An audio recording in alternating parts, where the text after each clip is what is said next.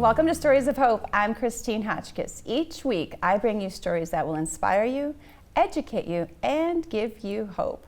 I want to thank my studio sponsor, the Motivated Mind Group, your global creative agency located right here in downtown Chandler. I have two guests today for a very good topic. My first guest here is Rene Lopez, and I know him for being a part of the Chandler City Council from the year of 2015 to 2023. He also served twice as our vice mayor and is the co-founder of the organization CeCe's Hope Center that was established in 2017. My other guest is Lea Benson, and she has served in the anti-trafficking sector for over 16 years, prior as a CEO of a large nationwide nonprofit serving children ages 11 to 17, and she also is the co-founder of today's topic for CeCe's Hope Center. Please help me welcome my guests today, Rene and Lea. Welcome. Thank you for having us. Yes, and so I know the work that you've done in the community, and I just got to know you. And the topic that we're talking about is not a surprise to anybody. And being here in Arizona, we have a lot of big events taking place in the next few weeks. We've got your Super Bowl, we've got the golf tournament, we've got a car show. I think I'm even missing some stuff. And that brings people from all over of walks of life. And so I wanted to bring an exposure and education on human trafficking, sex trafficking. And I thank you both for giving me this opportunity because it is something that's sensitive. So I would like, I'm gonna ask you, Lea, to give me, you know what, let me back up. I'm gonna give the mission statement. I forgot to give the mission statement. The mission of CeCe's Hope Center is to improve the lives and future of 18 to 24-year-old female victims of human trafficking and sex exploitation by bridging the gap in available services and support. That's a powerful statement. And it's one that you can actually put yourself in a position where some people are like, why do you want to go there?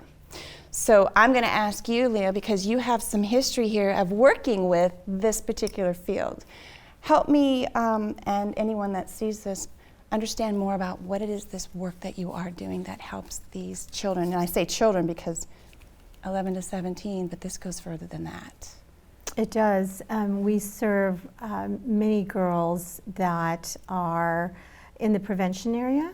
There's many, if you look at the stats for homelessness, over 35% of those children who are homeless have been trafficked. And so there are many criterias to trafficking, of which homelessness, as we know, is huge nationwide. Right? And when we think of homelessness, some people will say it's just the people we see on the street, but that's not really the case in this particular situation. Would you like to elaborate more on the CeCe's Hope and mission? Well, and that's kind of where it came about, and that's how I got involved.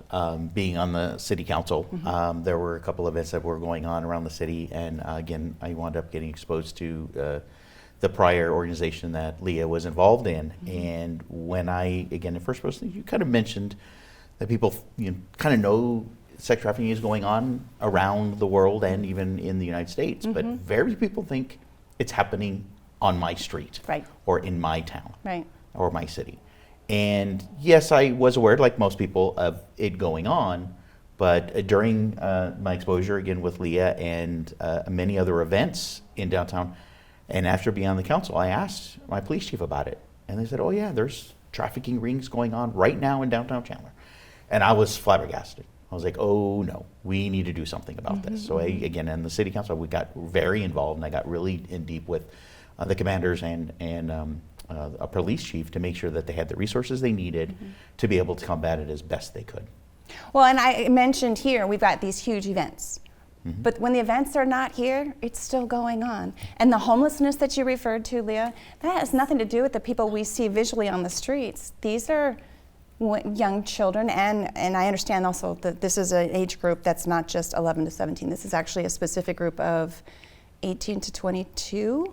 For 18 to 24 for CeCe's, yes. For CeCe's. Because we're there to help transition and pick it up where other organizations, because again, those children that are rescued, they do become wards of the state, depending upon, again, where their source may be. But they will find other organizations or foster care systems and foster care homes. And there is a subsect within the foster care system that help special needs or when children have gone through trauma. So they will get caught there. And what we do is and I refer to us a lot as the last net. So there's a lot of organizations out there within anti-sex trafficking that are awareness or helping with other services or rescue. But once they've found a survivor of sex trafficking, we're there to help them pick up the pieces and rebuild their lives. We're that last net for them to catch. You said to find them. Now that is a very traumatizing thing for a woman. I'm not going to say that there's not that for men, but it's more common for the female. Be more specific on finding them, because I don't think they're just going to come to just somebody and say, I need help, please. Tell me how this phrase finding comes about. So the average age of a woman that admits that she's been sexually abused is 50. 50. 50. 50. That's just a few years younger than Before myself. Wow. they finally come to admit to the issue, right? And so a lot of girls that come to us will say, no, I'm not trafficked. I mean, what female wants to expose the fact that, you know, she's been sexually traumatized? Yeah. There's so many things that come with that, from guilt to shame to you name it, right? The emotional trauma that comes with that is huge. And so many come to us and say, I'm not trafficked. And then you start to talk to them. We've taken in a girl right now because they have no boundaries. Some of these are seriously mentally ill and have been diagnosed as such.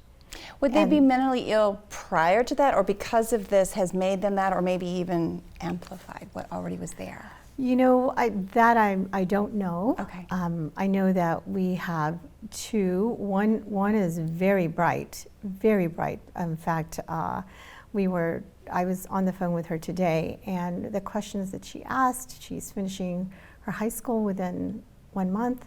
But if you ask her if she was trafficked, no. But she was put in a trailer home, no electricity, no running water, was there for 9 months. Wow. No food. No. And so when you ask her how she got to things, it's, well, my friend's on the street. Oh. Well, what happens on the street? How do you get things? You don't have dollars, right?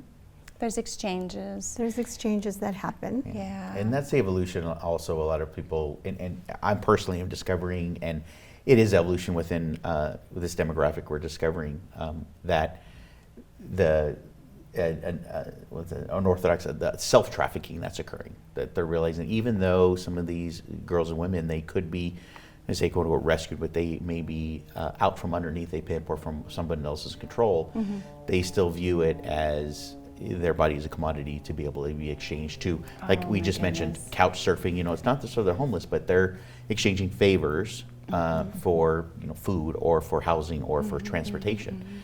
And it becomes a form of self-trafficking. And so that's why we have stepped in. Again, a lot of our programming as we go into what we do to help these young women is to make sure that they understand that, again, they have more value than just what their body can offer. Now, I know, Rene, you are all about statistics. So give us some statistics on this. Yeah, so as one of the big ones that Lea mentioned was, again, homelessness.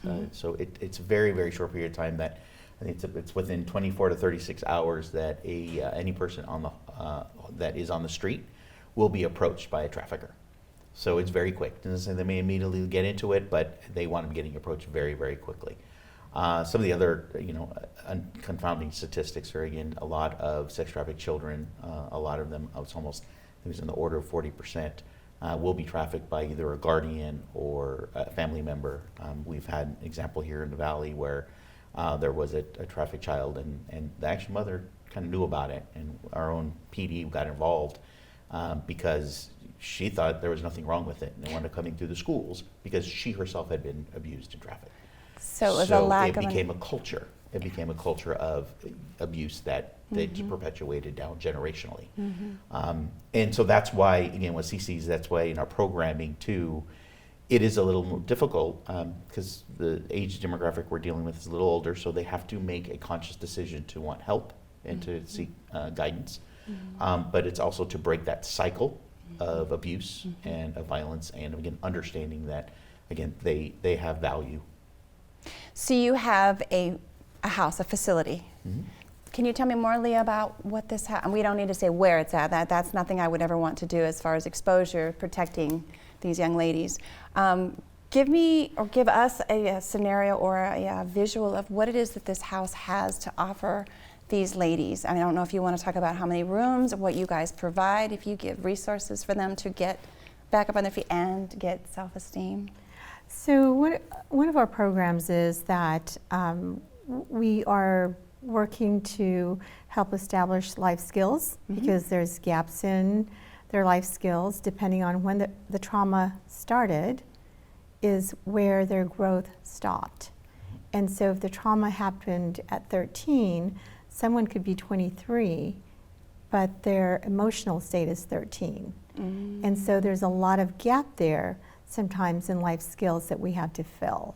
And so we work with that. We collaborate with many people in the community who are experts in those fields that come in and provide that.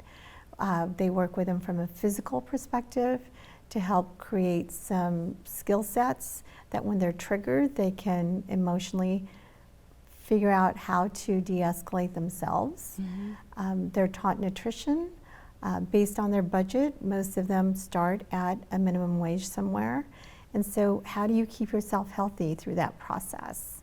You talked about minimum wage. I'm going to assume that they have to have some sort of an income that will allow them to come to this home, but also take care of themselves along the way? The idea is to transition them so that they become independent. And so therefore, employment is very important for them to have, but also career exploration, right? Because, I mean, how many of us really know, even at this age, what we're going to be? We don't. Exactly. So it's very important that we set them up in the right place. So we've worked with the YWCA to create a program, a literacy program, where the first part starts with a vision board. Oh, I like that. So we keep their focus on that vision board.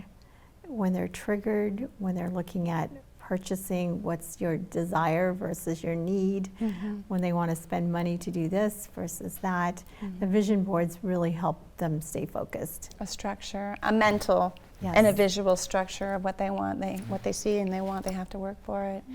Now, is this a house that they actually reside in, or they just come and go? They do? Yeah, so there are residents there. The house, we had a donor in the community that came forward and said that they were willing to work with us. You can probably give a little bit more, but I mean, we had a previous house too that just through, God's will and through some church connections, we wound up falling into and getting house, especially now, everybody dealing with the housing crisis that we're in. We were about to end the lease on one house, and this wound up falling in our lap literally 2-3 weeks before our lease up was on the other house. So it wound up being, a godsend. But the house is large enough that we're able to have up to 10 young women in the house. And as Lea mentioned, as part of the program, in order to help with a holistic approach for establishing maturity, establishing credit, establishing the next set of life skills, they do, again, have to work. And we do work them through the programs through a holistic overall view with case management, with counseling, and with life skills training. We get them into a job. So as Lea's mentioned, we can work with them to get a GED or any other certificates they may want to work towards. And that all figures into the time frame on how long they could stay at the house.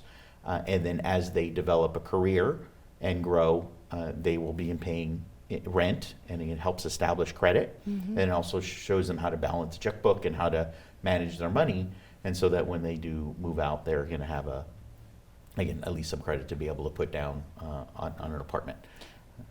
Do you ever have with them out in the jobs triggers? We all understand what triggers are, and if you've had trauma,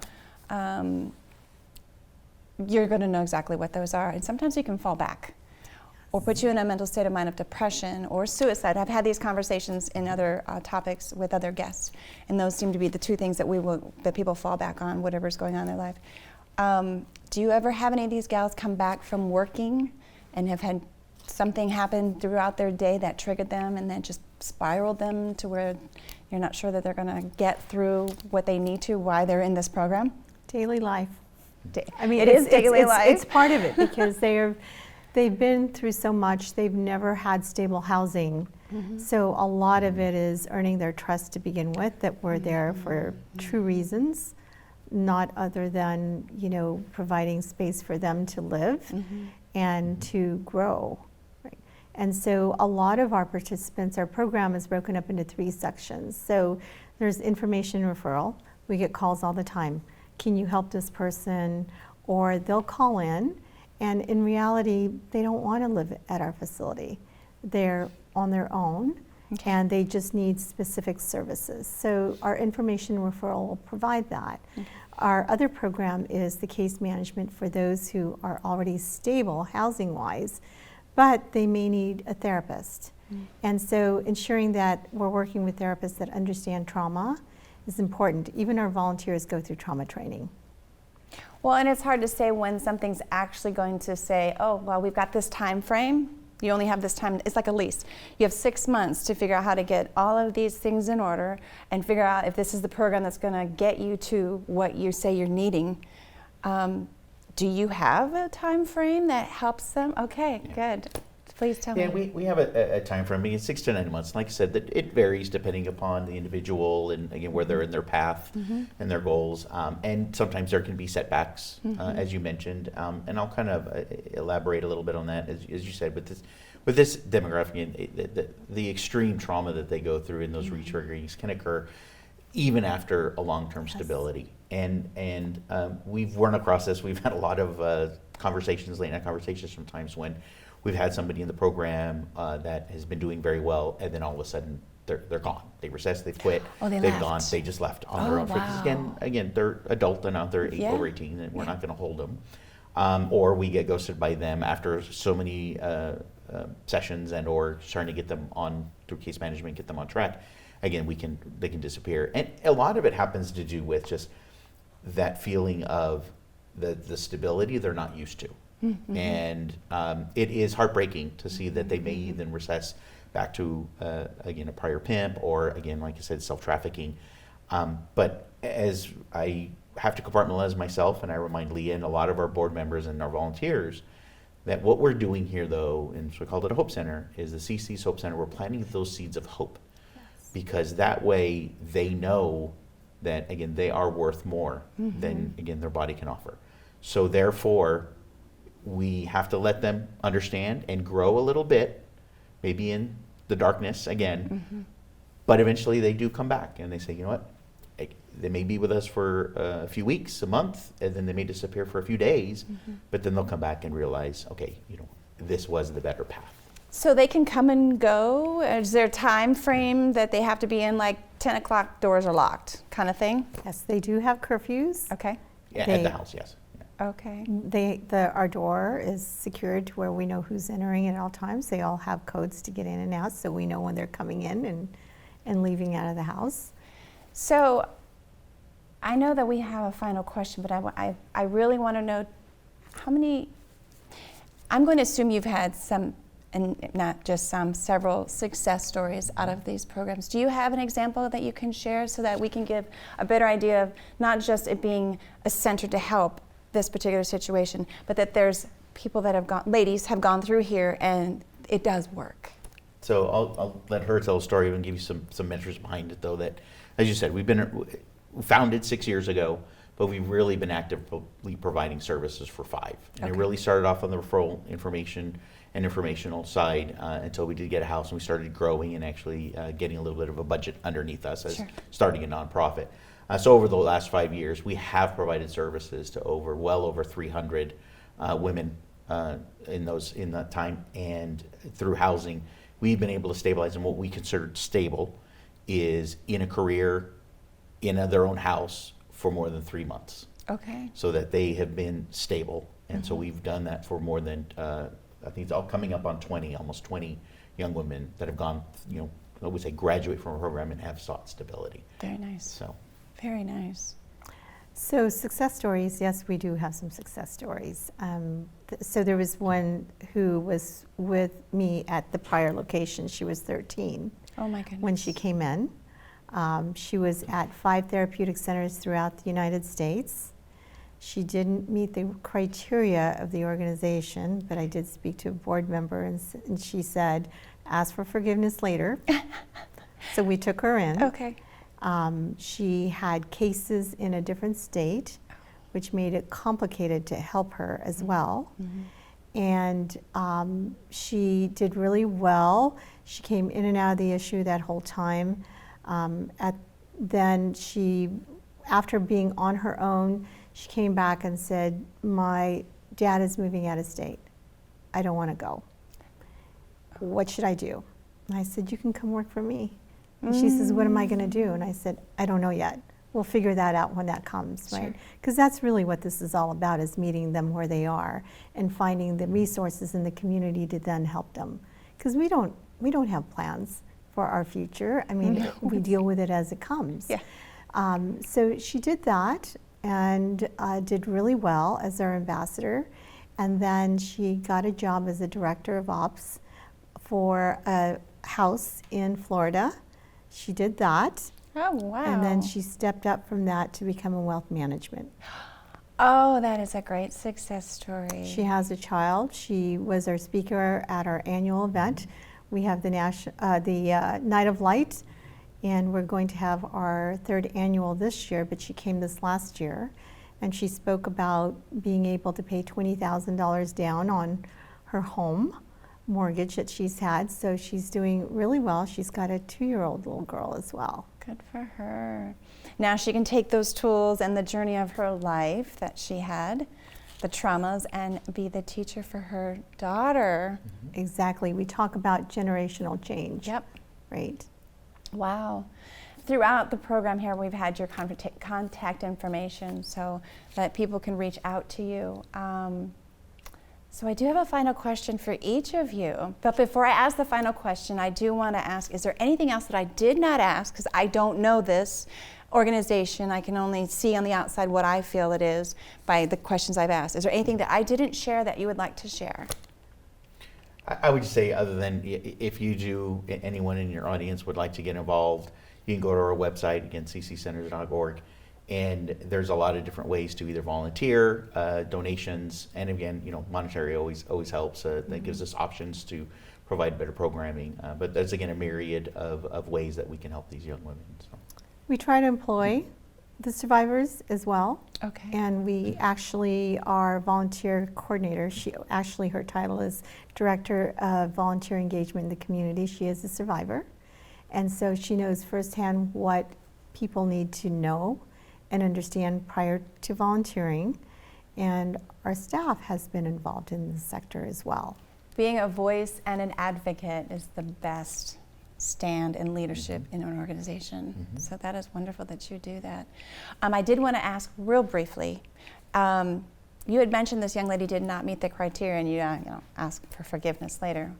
What is the criteria? Just because we didn't touch upon that, is that something you can share? Well, the criteria at the prior organization was that you had to be in foster care. Okay. And there are many. In fact, I have counselors reaching out to me, therapists, that say, I've got this girl living at home, and she has been with 40 different men, for example. So it's not just individuals that are rescued by law enforcement. There are many that are in the homes that just parents don't know where to reach out to. I'm assuming that you also have the relationships with the police and fire, because they do work together in some instances, that they have knowledge, not so much trained, but they have knowledge and have the ability to reach out to you should they find something that says this isn't right, and that's where we can step in to help that individual. Wonderful. Thank you. Now my final question. If I was only given one question, me the question person, to ask to get to know someone or to think I know what they're all about, it would be this question. I'll start with you, Lea. What message would you like to leave everyone based on your journey of your life? I would say, don't judge and listen. Be a good listener. We lack the listening skills. We're quick to actually answer questions and speak our mind. I like to say I'm going to pause on that one when people say that. I like that. you. And for you, what question? It was the same question. So there's a quote that comes to mind that I kind of try to use, and I always mess it up. I've tried to memorize it, but I never quite memorized it. But it was a letter from George Washington to Thomas Jefferson, and it was after both of them were out of the presidency, but it was towards George Washington's end of life, and he wrote a letter to, again, Thomas Jefferson, saying that he just hoped that at the end of his life that he would obtain the hardest of titles, an honorable man.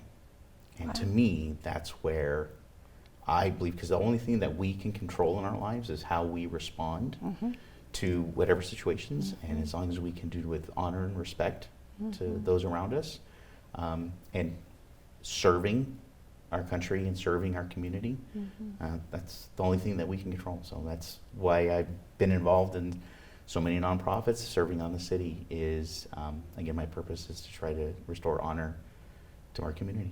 Well, and that's not surprising to me, because I've gotten to know you in the community since I've been here since 2018. You having served twice as the vice mayor as well as council, but then you also served for our government, so thank you. Thank you. Absolutely. Oh, thank you both for your time today, giving me this information. And anyone that's out there wants to know more how to reach Lea and Rene, the website has been provided. And then I can also put their email in the description once I post this. Ooh, that's a heavy topic, because again, we're in a season right now here in Arizona of some major stuff getting ready to happen with a lot of trafficking of people. So that's the other reason why I chose this topic right now. With that being said, I want to thank my studio sponsor, the Motivated Mind Group, a global creative agency located right here in downtown Chandler. If you have a story you want to share, know someone who has a story, please email me to the address of stories@christinehotchkiss.com. And if you'd like to be a sponsor, please also email me to the address of stories@christinehotchkiss.com. Until next time, everyone, I wish you well, and you take care.